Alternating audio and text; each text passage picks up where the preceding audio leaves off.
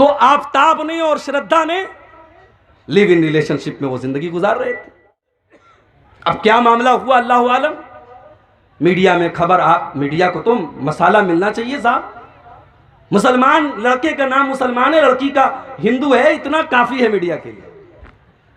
उसने 28 टुकड़े किए थे अपनी महबूबा के, उसकी लाश के 28 टुकड़े किए थे और उसको फ्रीज में रखा। अब मीडिया वालों को नफरत फैलाने का एक मौका मिल गया कि मुसलमान तो ऐसे होते हैं। मेरे भाइयों, ये हालात क्यों हैं? इश्क और मोहब्बत के नाम पर आप अपनी पूरी कम्युनिटी और पूरी कौम को तबाही के गड्ढे की तरफ क्यों डाल रहे हैं? इस्लाम में कोई इश्क नहीं है, इस्लाम में मोहब्बत है। और ये मोहब्बत भी कौन सी मोहब्बत है? जो निकाह के बाद होती है। इस्लाम में निकाह के बाद मोहब्बत होती है, मोहब्बत के बाद निकाह नहीं होता। इस्लाम में लव मैरिज नहीं है। इस्लाम का ये तरीका ही नहीं है कि पहले लड़की को पसंद करो फिर निकाह करो। इस्लाम ये कहता है रिश्ता देखो, लड़की पसंद आ जाए निकाह कर लो, मोहब्बत करके निकाह करो। ये इस्लाम का कॉन्सेप्ट नहीं, इस्लाम में लव मैरिज नहीं है। और अल्लाह की कसम, जो मोहब्बत निकाह के जरिए पैदा होती है वो कॉलेज के कैंपस में नहीं पैदा हो सकती, वो हॉस्टल के कमरों में नहीं पैदा हो सकती, वो कटिहार के पार्कों में नहीं पैदा हो सकती, वो रेस्टोरेंट में नहीं पैदा हो सकती, वो ज़िना के अड्डों पर नहीं पैदा हो सकती। जो मोहब्बत निकाह के जरिए जन्म लेती। जानते हो निकाह वाली मोहब्बत कैसी होती है? 60 साल का बूढ़ा है, 50 साल की बुढ़िया है, न बुढ़िया के अंदर अब कोई खूबसूरती बची है, न बुढ़े के अंदर अब कोई ताकत बची है, लेकिन बुढ़िया को खांसी आती है तो बूढ़ा बेचैन हो जाता है। बूढ़े के पेट में दर्द होता है, बुढ़िया बेचैन हो जाती है। बुढ़िया 2 दिन के लिए मायके चली जाती है, बूढ़े को रात में नींद नहीं आती। बूढ़े के सर में रात में दर्द होता है, बुढ़िया अपनी नींद कुर्बान करके अपने शौहर के सर को दबाती है। ये प्यार है मेरे भाई, ये ट्रू लव है, ये मोहब्बत है। ये मोहब्बत किसने पैदा की? अल्लाह ने मोहब्बत पैदा की। वमिन आयातिही अन खलक़ लकुम मिन अनफुसिकुम अज़वाजन लितस्कुनू इलैहा वजअल बैनकुम मवद्दतन व रहमा। मेरे बंदो, अल्लाह की बहुत बड़ी निशानी ये भी है, उसने तुम्हारे लिए तुम्हारे जोड़े बनाए, उसने तुम्हारे लिए तुम्हारी बीवियों को बनाया ताकि तुम उनसे सुकून हासिल करो। वजअल बैनकुम मवद्दतन व रहमा, और अल्लाह ने मियाँ बीवी के दरमियान मोहब्बत डाल दी, रहमत डाल दी। अल्लाह ने शौहर और बीवी के दरमियान मोहब्बत पैदा कर दी। लड़का लड़की को नहीं जानता, उसने कभी शक्ल भी शादी के पहले नहीं देखी थी। उसके माँ बाप गए, लड़की को पसंद किया, निकाह हो गया। मौलवी साहब ने अल्लाह का कुरान पढ़ा, कलाम पढ़ा, निकाह हो गया। दोनों में इतनी मोहब्बत हो गई, इतनी मोहब्बत हो गई कि लड़का अगर परदेश में जाने लगता है, लड़की की आंखों से आंसू बहने लगते हैं, वो अपने शौहर की जुदाई बर्दाश्त नहीं कर पाती। अल्लाह ने फरमाया ये मोहब्बत पैदा करने वाले हम हैं। मेरे बंदो, ये सच्ची मोहब्बत है, ये सच्चा प्यार है जो उसके दिल में हमने डाला है, जो शौहर के दिल में बीवी के लिए हमने डाला, जो बीवी के दिल में शौहर के लिए हमने डाला। आज हमारा नौजवान ज़िना के अड्डों की तरफ खुली हुई ज़िनाकारी है। और आफ्ताब नाम का वो लड़का श्रद्धा नाम की एक लड़की के साथ रहता था। वला तक़रबुज़्ज़िना इन्नहु काना फ़ाहिशतन व साअ सबीला। ऐ मुसलमानों, तुम ज़िना के करीब भी न जाना, वो बड़ा ही बुरा रास्ता है, बड़ा ही बुरा काम है। और जानते हो, मैं अभी कटिहार से आपके गांव में आ रहा था, रास्ते में कहीं ब्रिज बन रहा था।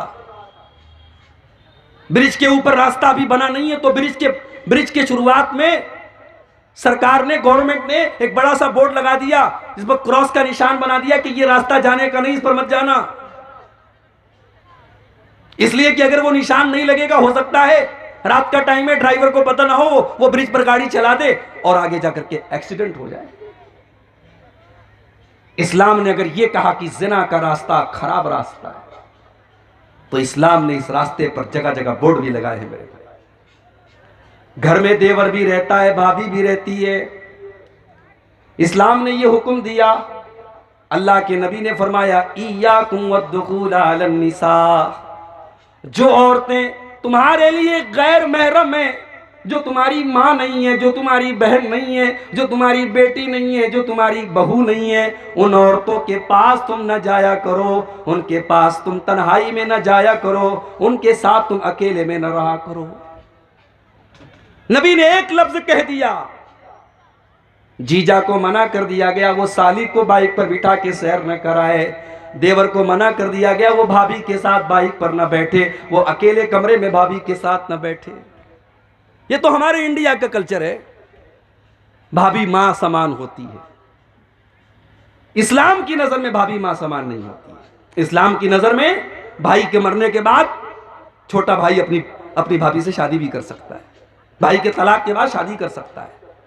वो आपके लिए गैर महरम है, महरम नहीं है वो आपके लिए, पर्दा है आपका, उससे लिमिट होनी चाहिए आपके और उसके बीच। इस्लाम ने ज़िनाकारी के रास्ते में मेरे भाइयों बड़े बड़े बोर्ड लगा दिए। खाला का लड़का और खाला की लड़की आपस में गैर महरम है, खाला की लड़की अपने खालाजाद भाई से लिमिट में रहे, हद में रहे, उससे पर्दा करे। फूफी की लड़की, चाचा की लड़की, बड़े अब्बू की लड़की, ये तमाम के तमाम रिश्ते गैर महरम है। आज हमारे समाज में इन रिश्तों को कोई गैर महरम नहीं समझता। घर में औरतें, चाचा का लड़का घर में आता है, औरतें उससे कोई पर्दा नहीं करती, आराम से उसके सामने जैसे चाहे वैसे बैठ जाती हैं। इस्लाम ने यह कह करके बस नहीं कर दिया कि जिना के करीब मत जाओ। इस्लाम ने जिना के रास्ते में जहां जहां इंसान जिना के रास्ते पे जा सकता है, इस्लाम ने बड़े बड़े बोर्ड लगा दिए। आप हैरत करेंगे मेरे भाइयों, मेरी मां और बहनों, अल्लाह ताला ने कुरान में यहां तक बताया कि औरत दुपट्टा कैसे पहनेगी। भाई कुरान अल्लाह की किताब है, कुरान अल्लाह की किताब है।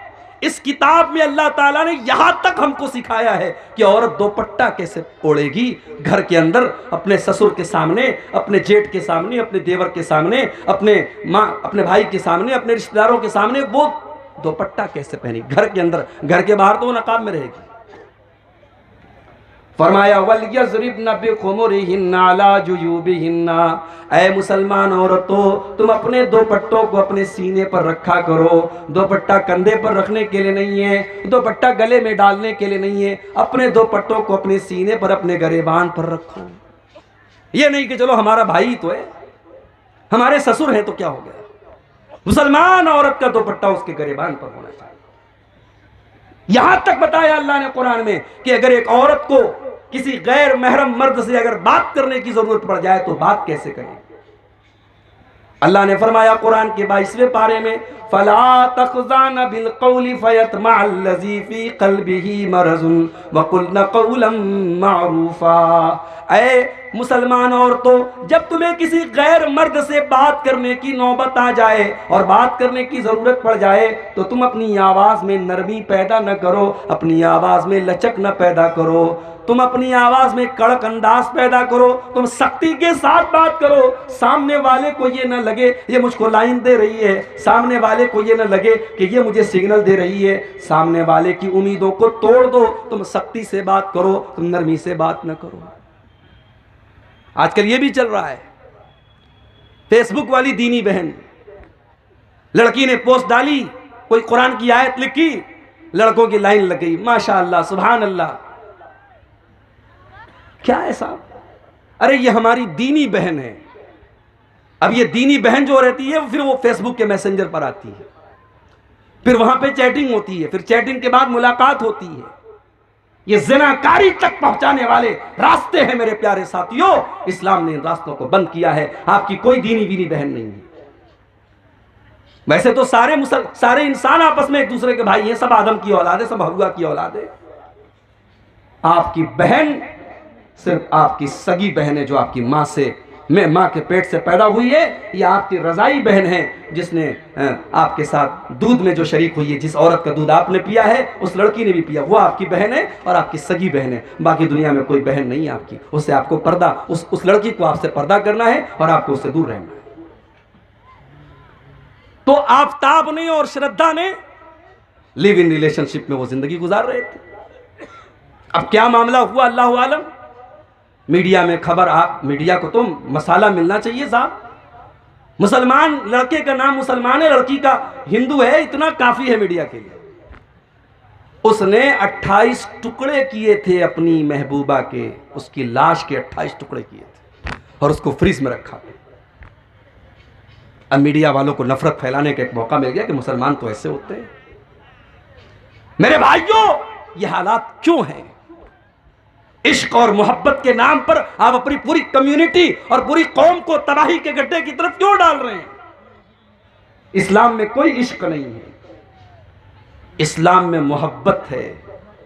और ये मोहब्बत भी कौन सी मोहब्बत है? जो निकाह के बाद होती है। इस्लाम में निकाह के बाद मोहब्बत होती है, मोहब्बत के बाद निकाह नहीं होता। इस्लाम में लव मैरिज नहीं है। इस्लाम का ये तरीका ही नहीं है कि पहले लड़की को पसंद करो फिर निकाह करो। इस्लाम ये कहता है रिश्ता देखो, लड़की पसंद आ जाए निकाह कर लो, मोहब्बत करके निकाह करो। ये इस्लाम का कॉन्सेप्ट नहीं, इस्लाम में लव मैरिज नहीं है। और अल्लाह की कसम, जो मोहब्बत निकाह के जरिए पैदा होती है वो कॉलेज के कैंपस में नहीं पैदा हो सकती, वो हॉस्टल के कमरों में नहीं पैदा हो सकती, वो कटिहार के पार्कों में नहीं पैदा हो सकती, वो रेस्टोरेंट में नहीं पैदा हो सकती, वो ज़िना के अड्डों पर नहीं पैदा हो सकती। जो मोहब्बत निकाह के जरिए जन्म लेती। जानते हो निकाह वाली मोहब्बत कैसी होती है?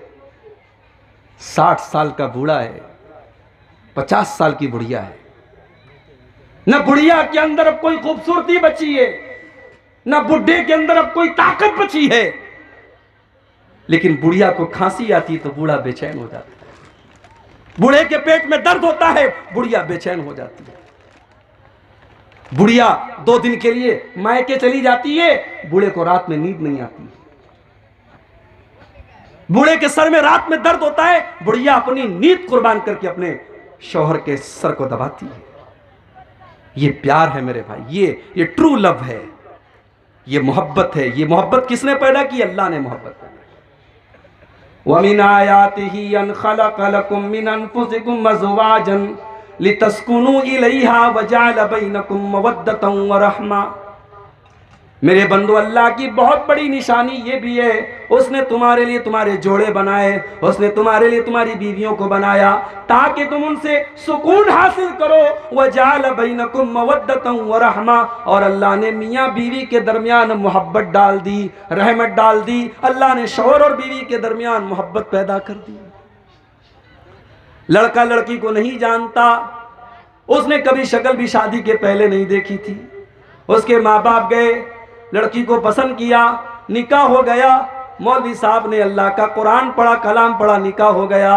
दोनों में इतनी मोहब्बत हो गई, इतनी मोहब्बत हो गई कि लड़का अगर परदेश में जाने लगता है, लड़की की आंखों से आंसू बहने लगते हैं, वो अपने शौहर की जुदाई बर्दाश्त नहीं कर पाती। अल्लाह ने फरमाया ये मोहब्बत पैदा करने वाले हम हैं। मेरे बंदो, ये सच्ची मोहब्बत है, ये सच्चा प्यार है जो उसके दिल में हमने डाला है, जो शौहर के दिल में बीवी के लिए हमने डाला, जो बीवी के दिल में शौहर के लिए हमने डाला।